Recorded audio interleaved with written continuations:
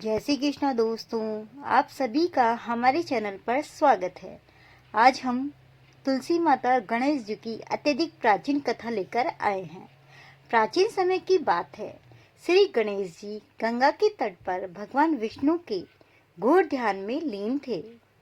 गले पर सुंदर माला और शरीर पर चंदन लिपटा हुआ था और वह रत्न जड़ित सिंहासन पर विराजित थे। उनके मुख पर सूर्य सा तेज चमक रहा था। वह बहुत ही आकर्षण पैदा कर रहे थे। इस तेज को धर्मात्मक की कन्या तुलसी ने देखा और वह गणेश जी पर मोहित हो गई, क्योंकि गणेश जी की आकर्षक छवि को देखकर हर कोई मोहित हो जाता, तो तुलसी माता क्यों नहीं होती। तुलसी स्वयं भी भगवान विष्णु की परम भक्त थी। तुलसी जी को लगा कि यह मोहित करने वाले दर्शन भगवान की इच्छा से ही हुए हैं। उन्होंने इसमें भी भगवान की ही कृपा मानी कि भगवान की इच्छा से ही मुझे यह मोहित दर्शन हुए हैं।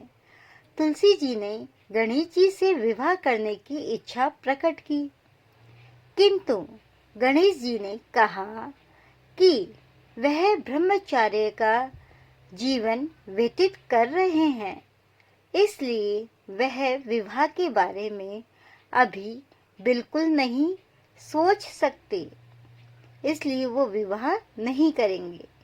विवाह करने से उनके जीवन में ध्यान और तप की कमी आ सकती है, इसलिए मैं विवाह नहीं करूंगा, ऐसा गणेश जी ने कहा।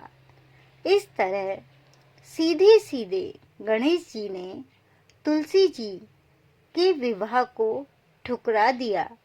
जो तुलसी जी ने विवाह प्रस्ताव गणेश जी के सामने रखा था, उसे गणेश जी ने ठुकरा दिया। तुलसी जी को यह बात सहन नहीं कर सकी और अत्यधिक क्रोध में हो गई और क्रोध में आकर उन्होंने गणेश जी को श्राप दे दिया कि तुम्हारी शादी तो अवश्य होगी और वो भी तुम्हारी इच्छा के बिना, और तुम्हारी एक नहीं दो दो पत्नियां होंगी। अब ऐसे वचन सुनकर गणेश जी भी चुप बैठने वाले नहीं थे। उन्होंने भी तुलसी जी को श्राप दे दिया कि तुम्हारी शादी एक दैत्य से होगी और तुम मेरे भोग में शामिल नहीं होगी।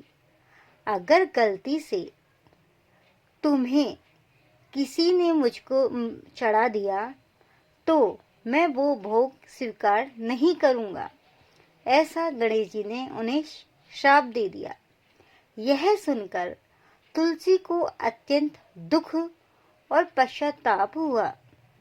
तुलसी गणेश जी से क्षमा मांगने लगी। उन्हें लगा कि मैंने गणेश जी को गलत श्राप दे दिया, इसलिए उन्होंने गणेश जी से क्षमा मांगी। अब गणेश जी भी दया के सागर थे। उन्होंने बोला, अब श्राप तो वापस नहीं लिया जा सकता, किंतु मैं तुम्हें उस श्राप के बदले एक वरदान देता हूँ।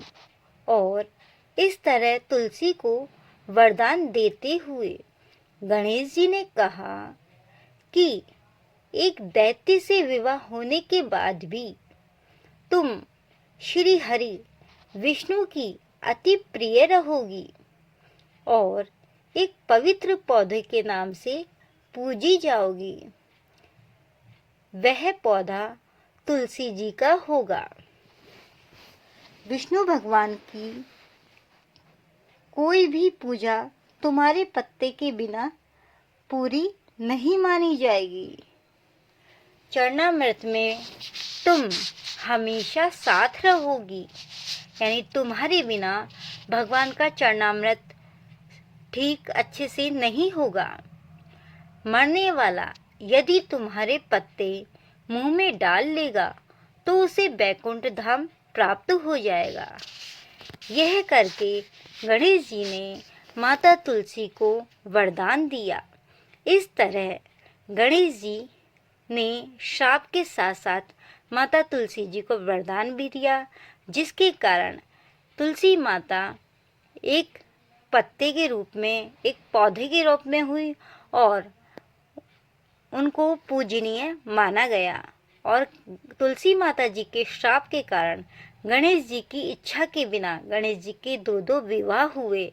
उनकी पत्नियां थी रिद्धि और सिद्धि। दोस्तों, यह थी गणेश जी और तुलसी माता की अद्भुत कथा।